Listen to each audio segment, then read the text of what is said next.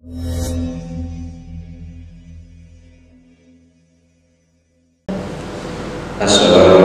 warahmatullahi wabarakatuh.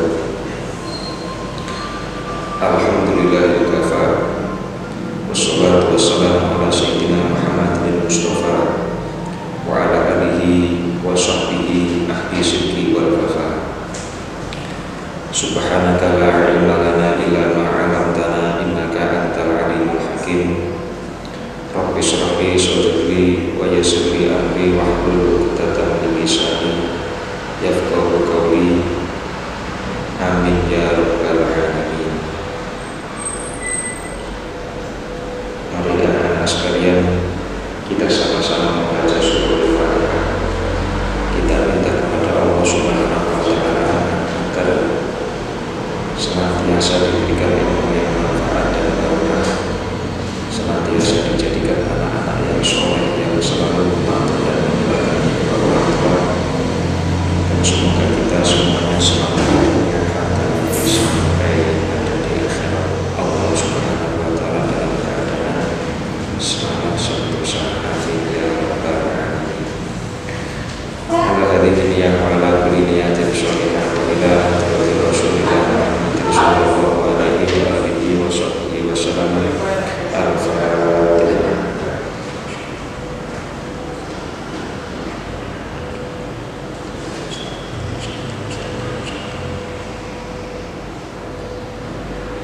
Sedikit saya ulangi pembahasan pada hari kemarin bahwa Allah Subhanahu wa taala juga memberikan sanksi bagi mereka yang meremehkan jamaah, terutama jamaah sholat lima waktu, dengan berbagai hal diantaranya yang pertama adalah Allah akan mengangkat barokah pada rizki dan pada pekerjaannya, dan kemudian juga Allah tidak akan menerima segala macam amal-amal ibadahnya, dan kemudian Allah juga akan menghilangkan dari wajahnya yakni tanda-tanda kebaikan. Kemudian wayakunu wa'idun fi qulubin nas wayakunu lama wa'idun dan kedini yang tidak disukai sapa wong sing meremehkan jamaah sholat fi qulubin nas ing dalam pira-pira hati manusia. Batu landan gegem digenggam apa rohnya orang yang meremehkan jamaah. Wahwalan utawi mungkan remeh jamaah iku jahibun keluwen kafiran atau syanu tur ngelak wa yusaddadu lan bangetake sinten Gusti Allah alaihi ing atase man tahawanal jamaah fi su'alil qabri ing dalem pira-pira pertanyaan kubur. Allah juga akan mempersulit segala pertanyaan-pertanyaan ketika dia sudah berada di alam kubur, yang mana pertanyaan itu nanti akan ditanyakan oleh malaikat Munkar dan Nakir. Wa yaqulan Allah sapa wong kang ninggal salat ana apa kubure wong kang ninggal salat doyek orang sempit mudliman terpetang.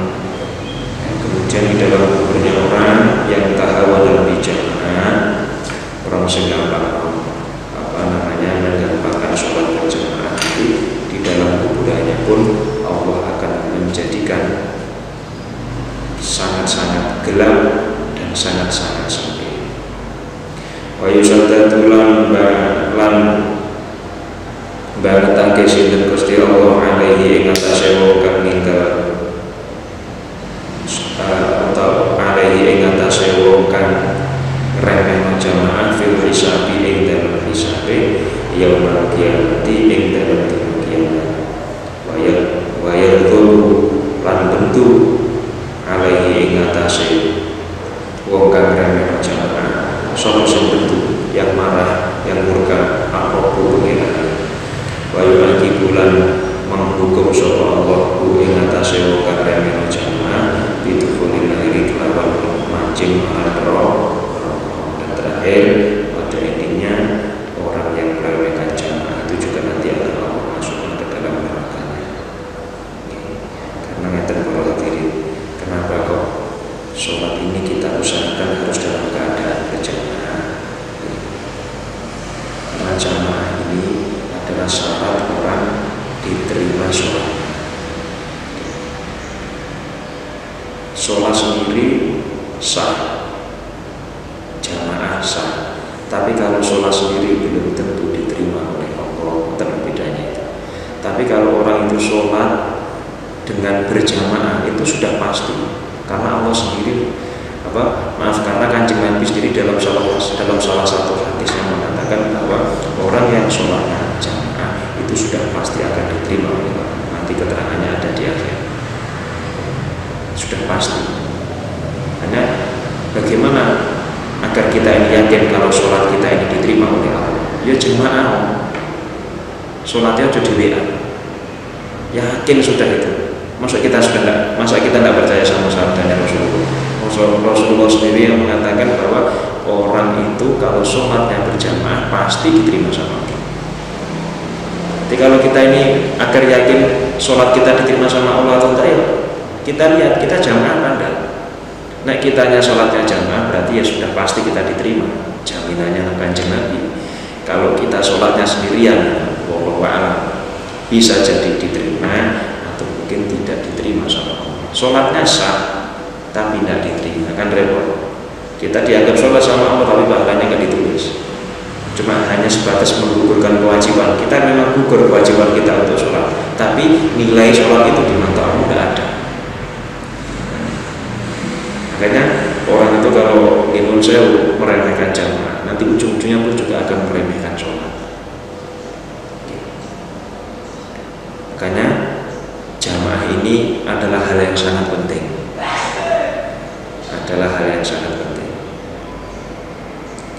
Bismillahirrahmanirrahim. Wa qala lan dawu sapa Qatadah Imam Qatadah, alaikum padha netepana sapa sira kabeh bisolati kelawan salat fa innaha mongko sedurunge salat iku khuluqul mukmini, akhlaknya orang mukmin. Wa qala lan dawu sapa Kanjeng Nabi Muhammad sallallahu alaihi wasallam, umati utawi umat ingsun iku umatun suwijine umat marhumatun kang den tresnani kang den kasihi, wala yatfa'u lan ora den tolak ankum saking umat apa al-bala musibah illa kecuali bil ikhlasi kelawan ana sifat ikhlas, wa du'aihim lan ana tungane para umat, wa sholatihim lan sholate umat, wa du'afaihim lan biro-biro du'afa atau orang-orang yang mampu, bahasanya kita adalah orang fakir dan orang miskin. Wala yatfa'u anhumul bala illa ikhlas, donga, sholat sama menyantuni orang fakir miskin. Kita sudah berusaha untuk ikhlas, selalu senantiasa berdoa, menjaga sholat lima waktu dan mencintai orang-orang fakir miskin, insya Allah segala macam bala dan musibah ini akan diangkat oleh Gusti Allah Subhanahu wa Ta'ala. Ono corona, ono musibah, syarat yang nomor 4 ini kita laksanakan. Ada musibah misalnya gempa bumi, kita mendengar kabar di sana sedang ada tsunami, di sana sedang ada tanah longsor. Syaratnya biar agar ditolak itu semua yang 4 hal ini. Pertama ikhlas, diterima yang sudah, ini sudah pancen jadi kersane Gusti Allah. Wong Jawa kan kersane ngalah daerah yang dhewe selamat. Kersane ngalah kok ono ngene, kersane ngalah kok kedadian seperti ini. sudah diterima dengan ikhlas. Jangan sampai kita ini punya anggapan yang tidak baik sama Allah. Ya mungkin dengan cara seperti ini kita jadi ingat sama Allah, kita jadi mau wudu, ya, mau cuci tangan dan seterusnya. Kita harus menerima dengan seikhlas-ikhlasnya. Kita punya husnudzon, berbaik sangka, positive thinking bahwa di balik ini semua Allah pasti akan ngasih hikmah. Ini yang pertama, ikhlas. Yang kedua, kudu donga. Jadi nggak bisa hanya ikhlas kok tapi nggak gelem donga aja. Kita juga harus berdoa sama Allah, ya Allah, mugi-mugi walaupun wonten virus kados ngeten iki, wonten musibah ngeten iki, keluargaku, anak bojoku, anak turunku, bapak ibuku, mbah-mbahku kabeh diparingi waras, kabeh diparingi selamat karena Nabi mengatakan doa silahul mu'min. La yurad dul qadha ila bidu'a. Hadis yang menyatakan tentang doa. Doa itu adalah senjatanya orang muslim. Ketika kita didolimi sama orang-orang yang jahat, kita nggak mungkin bisa manusia, sudah didoakan saja semoga yang mendolimi kita mendapatkan hal sebagai mendapatkan sesuatu ya berdasarkan ketentuan Allah Subhanahu wa Ta'ala. Sudah gitu aja, itu kan. La yuradul qadha ila bidu'a. Terus kemudian kalau misalnya ada qadha, ya, ada qadarnya Allah hari ini kita ditakdirkan seperti ini, terus bagaimana kita bisa menolaknya juga dengan doa. Jangan diremehkan hadirin, doa ini bisa merubah takdir. Doa ini bisa merubah qadha dan qadar kita, itu bisa dengan doa. Makanya donga niku wis nek iso aja sampai sehari-hari, setiap hari atau dalam waktu satu hari dalam kehidupan kita itu terlewat tanpa adanya doa itu mau jarang. Nah setelah itu tidak cukup hanya ikhlas, tidak cukup hanya doa, dan juga kita juga memperhatikan sholat. Nah ini juga penting. Selain kita doa, kita juga harus sholat. Jangan hanya donga tapi gak gelem sholat. Utawa sholat tok tapi mari sholat langsung layu, gak gelem donga jangan. Dan yang terakhir adalah kita mengasihi orang-orang yang lemah. Dalam hari ini maksudnya lemah ini adalah orang-orang yang dimaksudkan oleh Al-Quran adalah mereka orang yang tidak mampu, golongan fakir dan miskin. Insya Allah ketika empat hal ini kita sama-sama menjalankan, kita ikhlas menerima ketentuan Allah, terus kemudian kita juga berusaha untuk selalu berdoa, menjaga sholat dengan betul-betul, dan terakhir kita juga memperhatikan. Maksudnya memperhatikan ini adalah kita tolong orang-orang yang tidak mampu, tonggo-tonggone bene wonten sing pekerjaannya pas-pasan, ya mungkin kita pas waktu buka puasa kita kasih es, ya berapa misalnya anggotanya ada 3 orang atau 4 orang, kita belikan es 4 gelas, ya sudah, itu sudah termasuk cara kita memperhatikan. Al-Imam Abdurrahman As-Sikar bin Muhammad Maulad Dawilah di dalam salah satu kalamnya beliau mengatakan, wa min alamati khairi zaman idza ra'aituhul aghniya fi babil fuqara. Tanda-tanda zaman ini masih baik, keadaan suatu zaman ini masih bagus ketika sampean masih melihat orang-orang kaya itu berada di depan pintunya orang-orang miskin. Isi akeh wong sing padha gelem nyumbang dari rumah ke rumah. Alhamdulillah kita akhir-akhir ini banyak adanya musibah wabah virus ini, banyak orang yang peduli menggalang dana untuk hidup, terus kemudian datang belusuan ke rumahnya orang-orang yang tidak mampu, ngasih beras, ya ngasih minyak, ngasih gula, ngasih sembako. Berarti kalau masih ada orang kaya yang mau berada di depan rumahnya orang miskin, maksudnya mendatangi rumahnya orang miskin untuk menyumbang, berarti zaman kita ini masih zaman sing apik. Berarti wong sugih sakit peduli kalau melarat, berarti keadaan masyarakat manusia di saat ini masih tergolong zaman yang masih baik. Tapi kata beliau, wa idza ra'aitumul fuqara yuqaimuna fi babil baitil aghniya fa innahu min alamati su'is zaman. Dan ketika kita melihat banyak orang miskin, banyak orang yang tidak mampu berada madhep ning ngarepe omahe wong sugih, ya. Terus wong sing duwe omah niku wong sugih niku mboten purun keluar rumah, berarti tandane zaman itu zaman wis elek, zamane sampun berusaha. Wong sugih boten purun memperhatikan wong marah, wong sugih boten mereka kali tiang sing boten mampu. Nah, berarti kalau kita mau berusaha, misalnya kita datang ke rumahnya tetangga kita ngasihkan jajan, ngasihkan ini, kita berarti termasuk orang yang berusaha memperbaiki keadaan saya. Tapi lek sampun wis ora patek krek, mboten peduli dengan wis babas yang penting aku mangan, babas yang penting wonten kuarep, tapi mboten purun memperhatikan yang ada di sana, berarti kita termasuk orang-orang sing mboten ngreken kalih eleke selama. Ini mboten perlu kata-kata. Mboten perlu kata-kata, sak mambune awake dhewe. Ya sing penting iku wis nggarakno atine wong liya niku seneng. Terakhir saya mau membawakan kisah sedikit ya. Pulau moro-moro kelingan kisahnya orang pada zaman Nabi Sulaiman. Dan zaman Nabi Sulaiman niku wonten tiang niki bendina niki saya njupuki napa munduti susuh manuk apa rek susuh manuk niku. Sarangnya burung yang di situ ada telurnya. Biasanya ada besok sampean ini biasanya. Waya liburan sekolah pedean eneng wit pelem kok ana susu manuk dijupuk, nah ndoke kok digoreng ora ngono kok dingremi gak dititipno ning manuk liyane cek netes dadi gemah, dadi poyo ngoten iki. Ini dulu ternyata kebiasaan sampean iku wis ana ning zaman Nabi Sulaiman.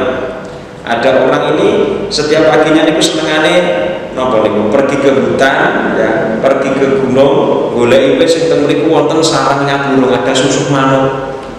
Nanti dia panjat, diambil telurnya dibawa pulang. Nah, kangen nih wong ini cerita. Nah, suatu ketika ini keluarga burung ini sudah podo gregetan kabeh. Lah napa? Karena sore harinya niki bertelur, pagi hari ini berarti sudah ono. Utawa pagi ini ngendok ditinggal golek panganan, awan wonten titik sampun mboten wonten. Bayang neror ya. Kita sama-sama membayangkan kita punya anak, kita taruh di dalam kamar, kita tinggal kerja, mulai-mulai anaknya digawa wong, ya apa perasaan? Ya itu yang dirasakan oleh para bangsa burung kala itu, hingga sampai mereka saking tidak bisa nahan ngempet emosinya, akhirnya lapor kepada Nabi Sulaiman, menceritakan kepada Nabi Sulaiman bahwa telur-telur saya ini Nabi bendino ki angger aku ngendok sore tak tinggal golek panganan, bengi tak baleni wis ndek eneng. Atau malam harinya saya ngendok, pagi hari saya cari makan untuk untuk ini anak-anak saya nanti atau jadi persediaan pangan, tak goleki sampun mboten wonten. Ya napa niki Nabi Sulaiman? Akhirnya pun kalau Nabi Sulaiman mengatakan nggih ngeten mawon ibu burung nggih ibu manuk. Lek ngoten pun mengki kula tak ngutus 2 jin yang biasanya menjaga laut itu. Saya panggil, saya ganti tugas ya. Saya ganti tugas yang awalnya jaga segoro, jaga lautan, jaga samudra, ini sekarang jaga sangkar burungnya sampean. Wis aja khawatir untuk sore sampean ngendok, insya Allah langsung dijaga jin ini ya. Maklum Nabi Sulaiman saat itu menjadi raja bangsa manusia, rajanya bangsa hewan, rajanya bangsa jin. Nabi Sulaiman saat itu manusia terkaya sepanjang zaman. Maka nanti di akhir zaman makhluk Gusti Allah yang paling lama dihisab harta bendanya adalah Nabi Sulaiman, karena saking kayanya sudah tidak bisa kita hitung dengan Bill Gates maupun pengalaman. Yang kekayaannya per tahun itu sampai 6.000 triliun itu tidak ada apa-apanya sama Nabi Sulaiman. Akhirnya dijaga sama jin. Esok hari ya sudah, pagi-pagi hari telurnya apa namanya ketemu sampai ibu burung ini pergi. Dia merasa bahwa yakin aku tak usah khawatir, telurku sudah tak tinggal karena sudah dijaga sama jinnya Nabi Sulaiman. Aku sakit tak golek panganan. Kalau dilalah kersane ngalah ini pagi-pagi hari ini pemuda arek gasep ini arek SMP ini pas kalau liburan ini mau berangkat mengambil ini telur. Jadi pagi ini sudah dia punya rencana, nanti saya pergi ke gunung sana, nanti pergi ke pohon itu tak ambil itu telur-telur. Sudah siap-siap mau berangkat. Nah pas waktu mau berangkat buka lawang, ternyata di depan pintu ada seorang nenek-nenek tua yang sangat lemes, mulai beberapa hari nggak makan. Karena pemuda ini tadi melihat dengan sangat bangsa akhirnya anaknya di kongkon mlebu monggo mbah minara mbah dipinara akan kali tiang dan niki singkatene jupuk udah gimana nih sampai mangan ya di rumah itu dipinara waktu mangan digawe minuman terus sampai jus ya terus diambilkan baju-baju itu kain-kain itu diambilkan dikasihkan nenek tadi.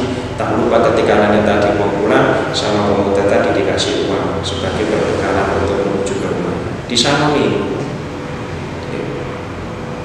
ya saya kira nenek pulang. Setelah itu pemuda tadi pergi, ya, pergi menuju ke hutan. Sampailah di depan pohon yang sudah dia injak. Dia naik ke atas pohon, akhirnya itu telurnya diambil oleh pemuda tadi, dia ada di kantong, terus kemudian dia turun, pindah lagi ke pohon satunya, diambil lagi, terus jupui kami sampai 1 kilo, isi-isi melancar sampai lari kalau tugas saya. Nah pertanyaannya kemana cincin ini kok tidak ada? Padahal sudah diamanai sama Nabi Sulaiman untuk menjaga pohon yang di situ ada sarangnya. Nanti kalau ada orang yang mau ngambil silakan diapakan? Mau dibanting kayak atau mau dilemparkan sampai kelat atau mau disingir atau diapa tapi terserah jin. Ya apa caranya ampreh tidak sampai ngambil telurnya burung. Tapi kok anehnya kenapa pemuda tadi selamat? Ya. Sore harinya ya waktu menjelang kali maghrib namun teko dengan keadaan bahagia karena saya sudah membawa biji-bijian yang banyak ini nanti saya simpan berbulan-bulan sebagai bahan makanan saya dan nanti akan saya kasihkan kepada anak-anak setelah dia menetas. Teko manu alangkah marahnya manu alangkah kagetnya ternyata ketika dia datang sampai ke sarang dokeni sampun boten wonten. Kaget sih manu akhirnya pun langsung niku biji-bijian ditaruh di sarang langsung ngabur soal dumateng Nabi Sulaiman karo muring-muring. Dia protes kepada Nabi Sulaiman, ya apa sih Nabi, katanya panjenengan sudah dijaga sama dua orang jin, ya 2 jin ini sudah menjaga telah sarang-sarang saya, tapi kenapa kok isi hilang? Nabi Sulaiman dipoten semprot, akhirnya langsung dipanggil 2 jin tadi datang kepada Nabi Sulaiman di istananya, kemudian ditanya jin, ya apa sampai ini? Sama harus tak kayak tugas, tak kok konjogon ndoke iki ibu manuk ini. Tapi nanti sampai melenggong nanti, sampai melencar nanti kok sampai lali karo tugas. Kemudian jin tadi mengatakan Nabi Sulaiman sebut tenaga kata, kula nyuwun pangapunten. Bukan berarti saya ini tidak menurut sama panjenengan boten Nabi Sulaiman. Lah terus lawan kok? Wong sampai tak kok njogo ndoke ibu burung. Kok sampai boten-boten ki sampe mlaku nyandi? Katanya Nabi Sulaiman, terus terang saya tadi pas waktu jaga pemudanya sudah nampak dari kejauhan. Saya sama teman saya satunya ini sudah bersiap-siap mau saya pegang tak lemparkan ke laut di mana saya jaga di laut itu. Tapi ketika saya mencoba mendekati pemuda tadi di dalam persaingan kok dari langit itu ada 2 malaikat bilang bahwa aku diutus oleh Allah untuk menjaga pemuda ini. Saya langsung tanya kepada malaikat, kenapa dijaga ini? Kilo kayak jujur dokter malu ini. Ya, katanya malaikat betul. Dia memang setiap hari mencuri telur-telurnya burung, dia mengambil dokter malu. Cuma hari ini dia mendapatkan jaminan Allah karena pagi tadi sebelum terbitnya matahari dia sempat bersedekah kepada perempuan tua, kepada para doa karena dia sudah bersedekah, dia sudah memberikan harta bendanya termasuk uang dan pakaian di rumah kepada perempuan tadi, maka hari ini sampai nanti katanya malam pemuda ini dijaga dan dijamin keselamatannya oleh Allah Subhanahu wa Ta'ala karena bersedekah. Maka kita ini ingin menahan turunnya bala musibah itu butuh akan sedekah. Minimal sedekah dari kayak sedekah dengan memberikan harta ya kita berikan ilmu, kita ngerti ilmu ya diajarkan sama mereka yang tidak punya ilmu. Kita punya adik, tetangga nggak bisa hitung-hitungan, nggak bisa perkalian, pembagian, pengurangan, tambah-tambahan, yuk kita ajarkan. Kita berarti sedekah dengan ilmu. Tetangga kita ada yang kerepotan, mungkin rumahnya lagi butuh renovasi, kita bantu, ya kita tidak apa-apa, masih kita cuma pedel, mau pakunya, mau tonggo, kayu ini boleh tonggo, kita cuma bantu pedel, itu juga termasuk sedekah. Dan sedekah yang paling gampang itu adalah sedekah dengan senyum. Ketika kita ketemu dengan orang yang lebih tua, kita assalamualaikum bayi, apa kabar, salaman, cium tangan, mesem dengan beliau, ini juga termasuk bagian dari sedekah. Insya Allah kalau kita sering seperti itu, kita nanti akan dijamin selamat dunia, selamat akhirat, dan dijauhkan dari bala dan musibah. Laqad ja'at an haditsu katsiratun wallahu a'lam bishawab. Al-Fatihah.